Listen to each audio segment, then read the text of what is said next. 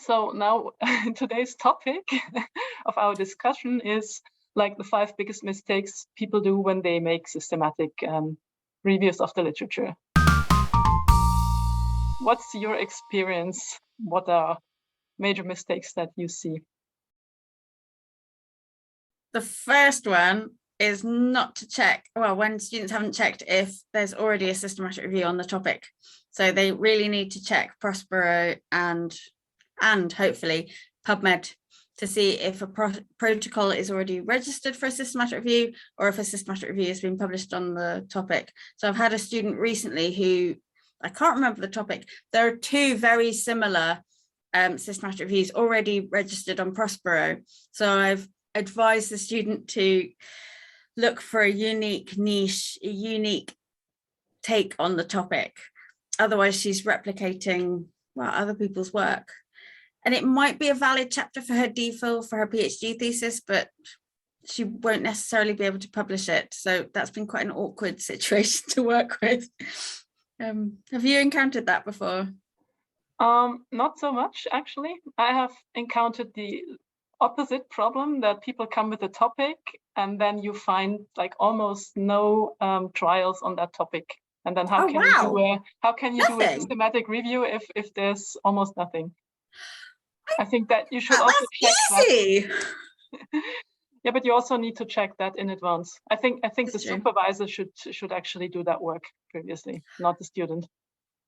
How often do you find that the supervisors know about the systematic review methodology? I mean, the rigorous methodology, because I often find that the higher up they are, if they're principal investigators or even PhD supervisors, they don't really understand what's required.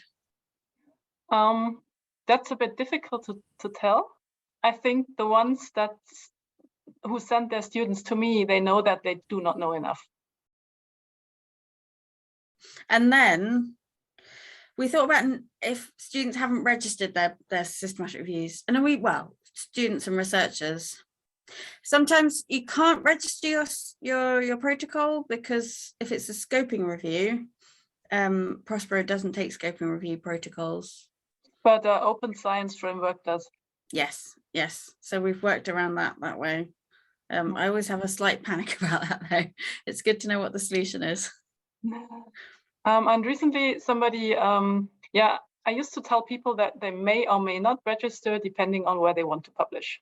But then I realized that most people then are lazy or ignorant and they do not register, and then they run into the problem later. So I think now my advice would be to register the protocol anyway, and then to be on the safe side.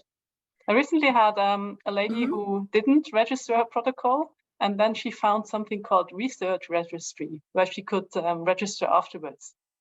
I haven't really checked that. Me neither. That provider, but that's interesting to know. Yeah. So now my new advice would be like, do register, and you won't. Why do we say register your protocol though? Why is that important? Why? Yes, why?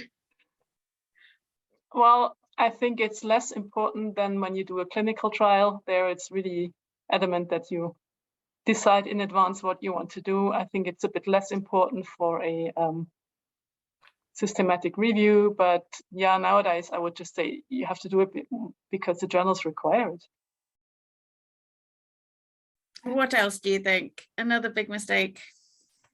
Another big mistake that I have also made already several times is like underestimating how much time it takes to screen the references and then to go on with that, because often it's like a kind of side project and you think, I'm going to do that, going to do some screening tonight, and then tonight you're tired and next week you're also tired, and then that doesn't work.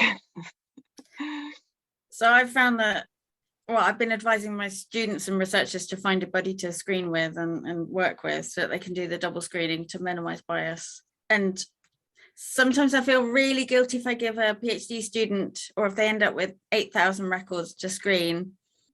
There's a balance. How many records I can give them before, from our searches when we finished, before I feel really guilty and I think, maybe we should add on another concept and narrow it down and make it even more manageable and really narrow. And Yeah, fine. I personally, I don't want to do more than 5,000.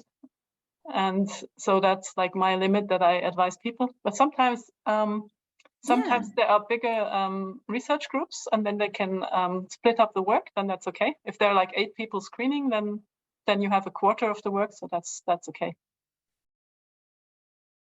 I think the fourth common mistake is having a poor search strategy. And I would add on maybe searching the wrong databases or not enough databases, not the right balance of databases, but that is a fine art.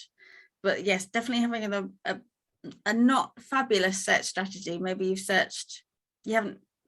students or researchers haven't included the thesaurus terms, or haven't searched quite the right fields, or combined concepts in the right way, which is just, it's kind of painful, because that's what we help people with every day.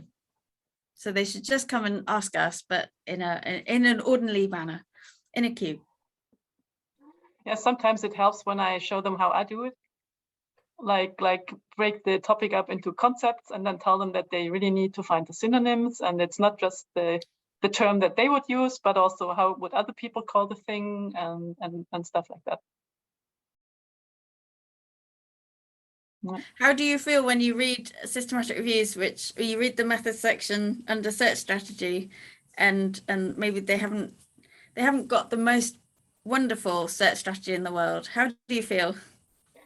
Well, I think this is like the next mistake that we talked about, that it's not properly reporting what you did. And I understand when a journal is printed that you cannot take up that much space, but like nowadays all the journals are online and you have supplementary material online. You can really report the exact search strategy.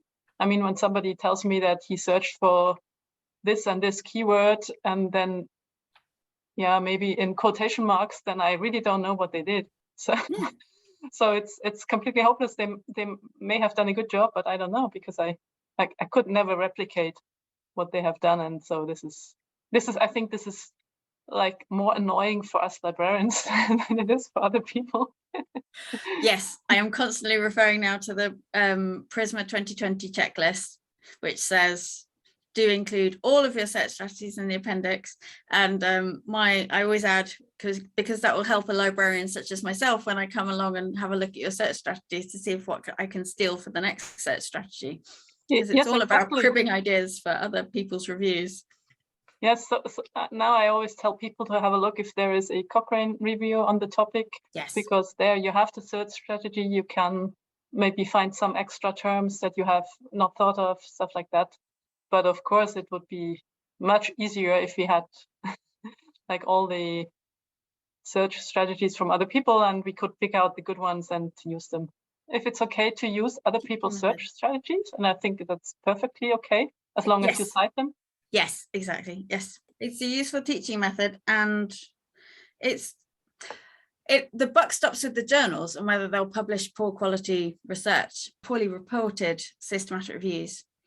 So whether your researchers, your students have mentioned the PRISMA 2020 checklist, or even PRISMA 2009, that's always some marker of quality. Well, I find that sometimes they mention the checklist, but then you see that they have not really followed it. No, there is that, yes. So there is definitely more like need for education. Always, yes. And systematic reviews are not going away. No.